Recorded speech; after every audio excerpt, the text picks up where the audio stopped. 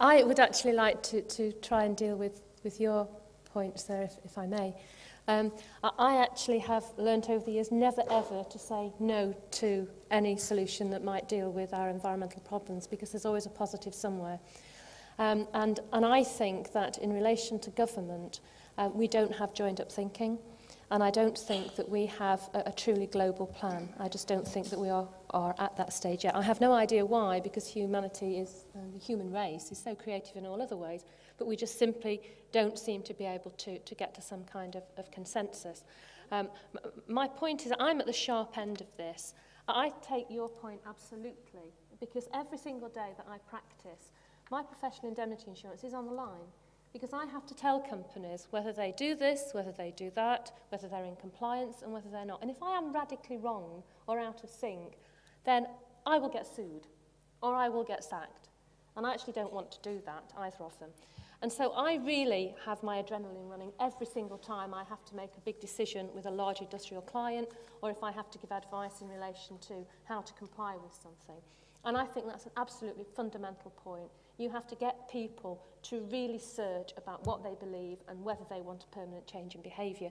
And I think that's what government needs to do. I think they have to get the same passion about this, and I don't know where they're going to get it from. And if I did, I would probably know the numbers to the UK lottery as well, and I wouldn't be here because I'd be a multimillionaire. But I think that's the answer. We have to get some passion and some joined-up thinking at governmental level, because at the moment, the drivers are very much based on popularity. We have a coalition government, for instance, in the UK, and they simply don't have any defined strategy at the moment. It's under review in relation to carbon and low-carbon approaches.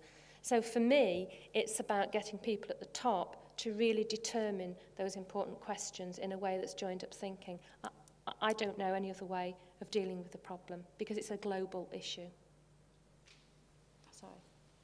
Professor Varoufakis. Let me start by bowing to your superior knowledge of the malaria problem, its texture and deep history. I don't pretend to know enough in order to have a different view from the one that you articulated. Having said that, the point I was making concerned the system of incentives upon which the whole current system and scheme of providing solutions for third world diseases is founded upon. So if you want, you can erase my reference to malaria and replace it with HIV, in which case I think that you would agree that my point stands.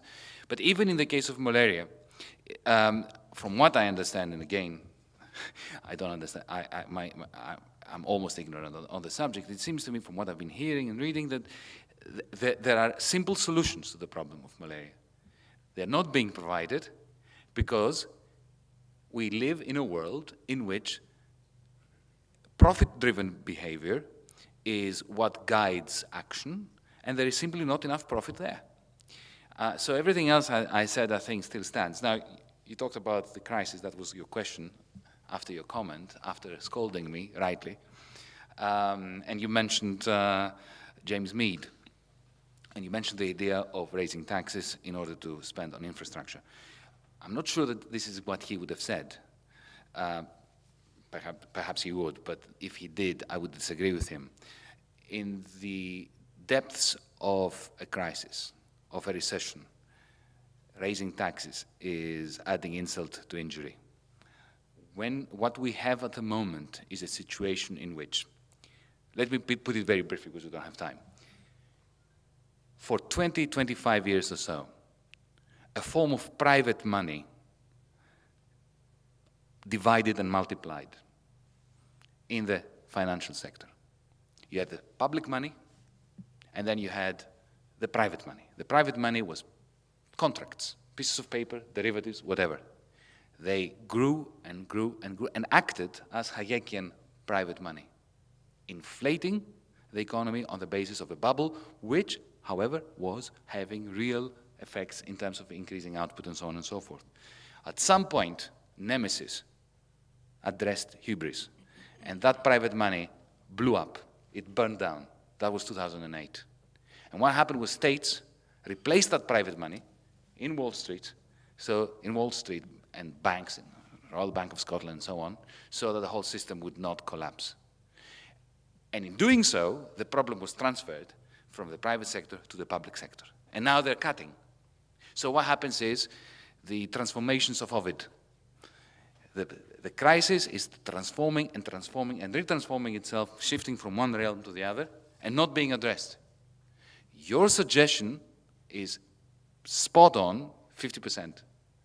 The idea that during this period, what you need is infrastructural work that increases future productivity and addresses some of the very serious problems with greening humanity that we were talking about.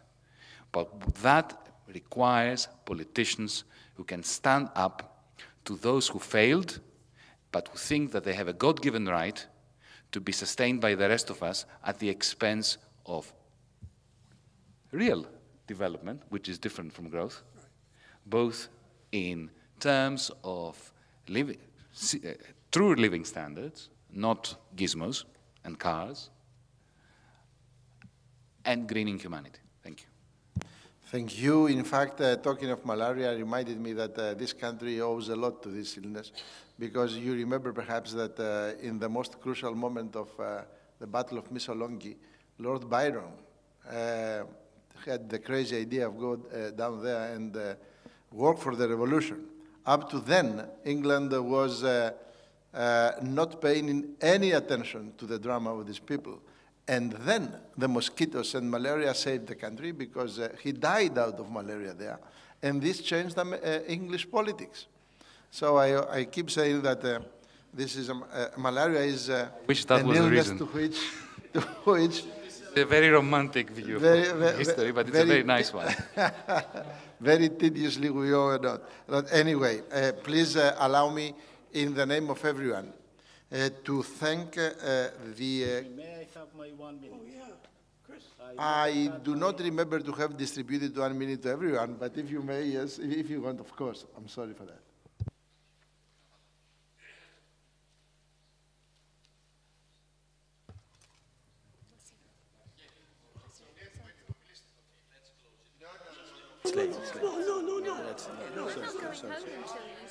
Sorry. There was just a very specific question about the difference between market-based, state-based, and network-based. And basically, my analysis, so to speak, was to show that they are all imperfect. But in many respects, the pluralism and network-based is actually nearer to some sort of sustainability than alternatives. But even this needs to be added by sort of ethical and cultural considerations, and even eating habits considerations, because I think that in many respects we can, and lifestyle habits, you may have more contribution by eating less meat and biking to work than from everything else we have discussed here, being a bit cynical. But apart from that, I do think that network, civilization and culture and ethics is likely to be more important than either of the three perspectives. And I did want to comment on the government and infrastructure. Yes, to targeted infrastructure. About taxation, I would agree with Yiannis, although it is imperative at this stage to mention that taxation is meant to be progressive. In practice, it's ridiculously regressive.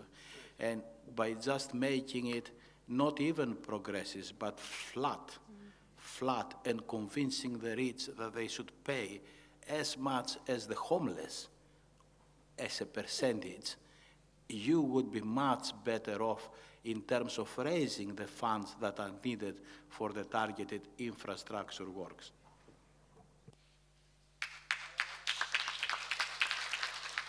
Actually, I need to apologize to both Professor Varoufakis and especially to Professor Christos Pitelis, because, as my wife says, not everybody understands my Lefkaditiko humor. And I am sorry for perhaps not have acted well. Please allow me, so in the name of everyone, to thank, first of all, our two keynote speakers, Professor Herakles Polemarchakis and Professor Yiannis Varoufakis, but also all the members of this panel who who were Professor Nicholas Ashford, Professor Christos Pitelis, Dr. Teresa Hitchcock, and myself.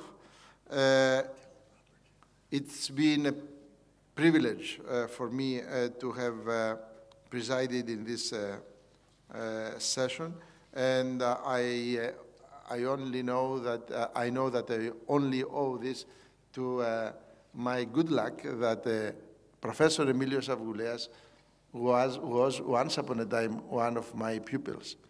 Congratulations to him for all his good work in the academia, and congratulations to him and everyone else who drafted this, this project and this conference.